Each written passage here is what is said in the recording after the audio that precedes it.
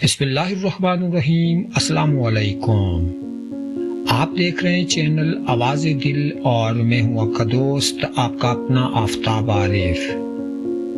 ہمیشہ کی طرح اللہ پاک کے حضور خلوص دل سے دعا گو ہوں کہ اللہ پاک آپ کو اپنے حفظ و امان میں بخیر و عافیت رکھے، دکھوں غموں اور پریشانیوں کی پرچھائی بھی آپ تک نہ پہنچنے پائے۔ دوستو، بھائیوں اور بزرگوں، ہم لوگوں کو اکثر یہ شکوہ رہتا ہے کہ ہمارے گھر میں برکت نہیں۔ ہم کبھی یہ نہیں دیکھتے کہ یہ برکت نہ ہونے کی اصل وجہ کیا ہے۔ آج میں آپ کے ساتھ ایک سچا واقعہ پیش کرنے جا رہا ہوں جو یقیناً آپ سب کے لیے سبق آموز ہے۔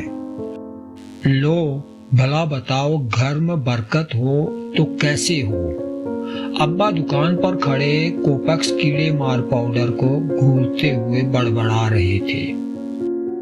ارے شاہ صاحب، بہترین دوا ہے، چیونٹیاں کیڑے سب مر جاتے ہیں اس سے، دکاندار نے ابا سے کہتے ہوئے ماڈرن خاتون کی جانب پریشانی سے دیکھا، جو ابا کے اس جملے پر چونک گئی تھی اور ان کو وضاحت طلب نگاہوں سے دیکھ رہی تھی۔ ٹھیک ہے بھائی، تم ایسا کہہ سکتے ہو، تمہاری دکانداری کا معاملہ ہے۔ ٹھیک ہے بھائی، تم ایسا کہہ سکتے ہو، تمہاری دکانداری کا معاملہ جو ہے، مگر گھر میں آئی چیونٹیوں کو بھگانے کے لیے یہ طریقہ ٹھیک نہیں۔ ابا اپنی بات پر قائم تھے۔ یہ 1986 کی بات ہے۔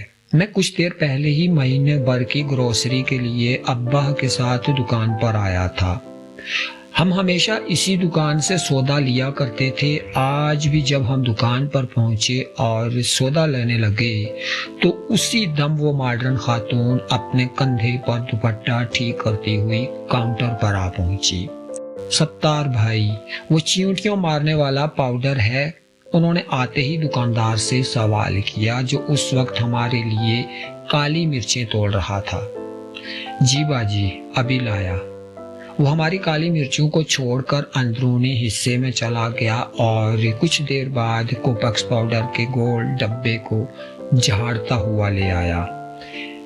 یہ کیا ہے؟ ابا کے ماتھے پر بل آ گئے۔ ارے شاہ صاحب، یہ بڑا بہترین پاؤڈر ہے، چیونٹیوں کو مارنے کے لیے منٹوں میں چیونٹیوں کا خاتمہ کر دیتا ہے اور یہ انسانی صحت کے لیے بھی مضر نہیں۔ میں تو اپنی پوری دکان میں یہی استعمال کرتا ہوں۔ ابا کے استفسار پر ستار بھائی کی آنکھوں میں پاؤڈر والوں کا کمیشن لہرانے لگا۔ ہاں وہ تو ٹھیک ہے، مگر چیونٹیوں کو کون مارتا ہے بھلا؟ آخر وہ کسی کا کیا بگاڑتی ہیں؟ ابا نے حیرانی سے خاتون کی جانب دیکھتے ہوئے سوال کیا۔ تو کیا کروں انکل، میں تو پریشان ہو گئی ہوں ان چیونٹیوں سے۔ بچوں والا گھر ہے میرا، شوہر سے کہا تو انہوں نے بھی جھاڑ پلا دی۔ کہنے لگے امی کی زندگی میں تو کبھی ہمیں چیونٹیوں نے پریشان نہیں کیا، کیونکہ وہ گھر کو بالکل صاف رکھا کرتی تھی۔ اب آپ ہی بتائیں، آپ کو کیا لگتا ہے میں گھر کی صفائی نہیں کرتی ہوں گی؟ کیا میں آپ کو ایسی پھوڑ دکھائی دیتی ہوں؟ خاتون نے نہ صرف اپنا دکھڑا رونا شروع کر دیا بلکہ ابا سے سوال بھی کرنا شروع کر دیے، اور ابا جو ان سوالوں کے لیے بالکل تیار نہ تھے ایک دم پریشان ہو گئے۔ نہیں بیٹا، میں تو بس یہ کہہ رہا ہوں کہ چیونٹیوں سے نجات کے لیے تم ایک مٹھی آٹا ڈال دیا کرو۔ یہ بیچاری ننھی مخلوق تو صرف رزق کے لیے باہر آتی ہے اور بس۔ ابا کے لہجے میں زمانے بھر کی شفقت دیکھ کر خاتون نے غیر محسوس انداز میں دوپٹہ سر پر لے لیا۔ جی انکل، مگر کیا اس سے چیونٹیوں سے چھٹکارا مل جائے گا؟ وہ اب بھی غیر یقینی انداز میں ابا سے پوچھ رہی تھی۔ کیوں نہیں بیٹا، پرانے زمانے سے یہی رواج چلا آ رہا ہے۔ ادھر گھر میں چیونٹیاں نظر آئیں اور ادھر بڑی بوڑھیوں نے مٹھی بھر آٹا کونوں میں ڈال دیا۔ चूंटियों से भी निजात और सदके की नेकी मुफ्त में।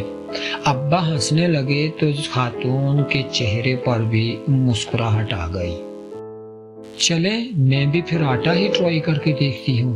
वो कुछ सोचते हुए कोपेक्स पाउडर वहीं काउंटर पर रखकर वापसी के लिए मुड़ गई और सत्तार भाई ने अब्बा को अजीब निगाहों से देखते हुए काली मिर्चों को तोलना शुरू कर दिया। अब्बा जी, आपने तो सत्तार भाई की दुकानदारी खराब कर दी। वापसी पर मैंने अब्बा से हंसते हुए कहा, नहीं बेटा, ये बात नहीं, हमारे घरों में बरकत इसलिए उठ गई है, लोग अल्लाह की मखलूक का ख्याल रखना भूल चुके हैं। पहले किसी घर के सामने कुत्ता भी आकर बैठ जाता था तो घर की ख्वातीन उसके सामने कुछ ना कुछ बचा खुचा सालन रोटी रख दिया करती थी, मगर अब ऐसा नहीं होता क्योंकि अब रोटियां भी गिनकर पकाई जाती हैं। बरकतें कहाँ से आएंगी फिर? इस कौम पर बॉम्ब न गिरे, जलजले न आए, सैलाब न आए तो और क्या हो। अब्बा तासुफ के इज़हार के साथ साथ मुझे आसान जिंदगी के गुर समझाने की कोशिश भी कर रहे थे। अरसा गुजर गया, मैं भी इस वाक़े को भूल गया। फिर एक दिन बड़े भाईजान के यहाँ जाना हुआ। अभी ढोल भल बजाने में लगा था कि चिड़ियों के झुंड के उड़ने की जोरदार आवाज कानों में पड़ी। चौंक कर ऊपर देखा तो पता चला कि मेन गेट के दोनों जानिब मट्टी के कुंडे रखे थे और उन कुंडों में चंद लम्हे कबल यकीनन वो चिड़ियां दाना चुग रही थी और अब मेरी आमद से डरकर उन्होंने उड़ान भरी थी, मगर अभी भी वो उड़कर दूर नहीं गई थी बल्कि ऊपरी मुंडेर पर इधर उधर फुदक कर मेरे जाने का इंतजार कर रही थी। भतीजी ने दरवाजा खोला तो मैं अंदर दाखिल हो गया। ये क्या, इतनी सारी चिड़ियां? मैंने सलाम के बाद खुशगवार हैरत से भाभी से पूछा। वो किचन की खिड़की से खाना पकाते हुए मुझे देखकर मुस्कुरा रही थी। तुम्हारे भाईजान ने लाकर रखे हैं ये कोंडे चिड़ियों के दाने के लिए। वो मानी खेज अंदाज में बड़ी भतीजी को देखकर मुस्कुराई तो मुझे अजीब सा महसूस हुआ। शाम को भाईजान आए तो मुझसे रहा ना गया। भाईजान, ये चिड़ियों के लिए दाना रखने की कोई खास वजह है क्या? नहीं, बस ऐसे ही। अच्छा होता है, सदका देते रहना चाहिए।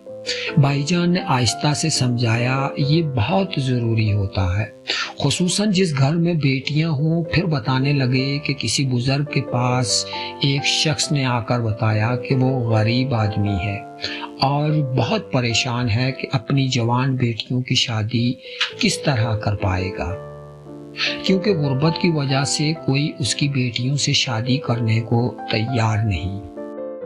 बुजुर्ग ने मशवरा दिया कि रोज 200 भूखों को खाना खिलाओ, तुम्हारा मसला हल हो जाएगा। गरीब आदमी मारे एहतराम के बुजुर्ग को तो कुछ ना बोल पाया, अलबत्ता बाहर आकर ज़ारो कितार रोने लगा। पास से गुजरते किसी दाना ने पूछा, रोते क्यों हो?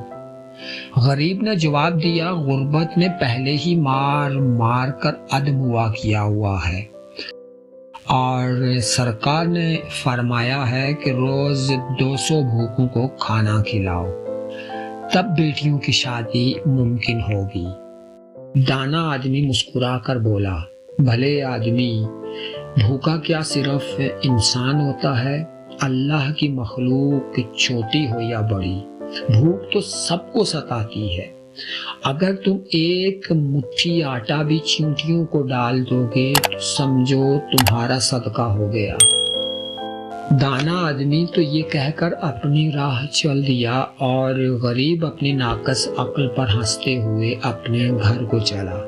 कुछ अरसे बाद ही सदके की बरकत से न सिर्फ वो अपनी बेटियों के फराइज से सुबकदोश हुआ बल्कि घर में भी खुशहाली आ गई। भाईजान जिस वक़्त ये वाक़या हमको सुना रहे थे, मुझे अब्बा जी की मुट्ठी भर आटे की वाली बात याद आ रही थी। میں نے آنے والے دنوں میں دیکھا کہ بھائی جان نے اپنی چاروں بیٹیوں کی شادیاں ان کی صحیح عمر میں بالکل درست موقع پر کر دی۔ شاید اسی لیے جب میں نے اپنا گھر لیا تو سب سے پہلے اپنے دروازے کے پاس چڑیوں کے لیے دانہ رکھ دیا۔ کئی بار گھر بدلا، ہر بار یہ چڑیاں، کبوتر اور کوے میرے رزق کی آسانیوں کا سبب بنتے رہے۔ بیماریاں بھی آئیں، پریشانیوں نے بھی گھیرا تنگ کرنے کی کوشش کی، مگر ہمیشہ یہ پرندے مجھے آسرا دیتے رہے۔ ان مع العسر یسرا کی معنی سمجھاتے رہے، اللہ رب العزت کی بڑائی کا یقین دلاتے رہے۔ الحمدللہ ثم الحمدللہ۔ میں نے آج تک اپنے بچوں کا بہتا خون نہیں دیکھا، انہیں کسی تکلیف میں تڑپتے نہیں دیکھا۔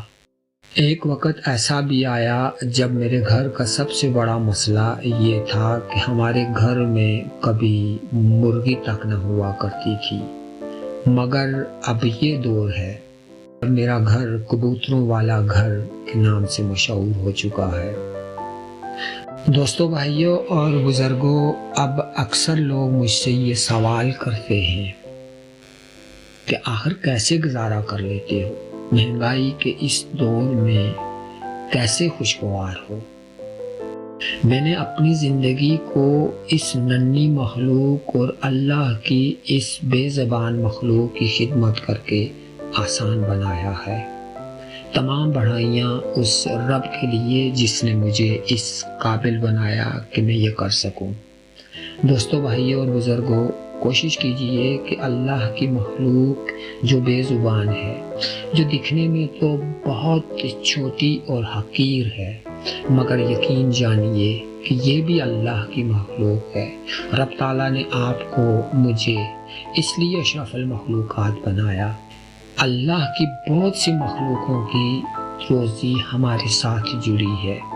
چھوٹے چھوٹے صدقات آپ کی زندگی کو آسان بنا سکتے ہیں۔ اللہ ہم سب کو صدقات کی توفیق دے، آمین ثم آمین۔ اپنا ڈھیر سارا خیال رکھیے گا اور اپنی نیک دعاؤں میں مجھے یاد رکھیے گا۔ مجھے دیجیے اجازت، اللہ حافظ۔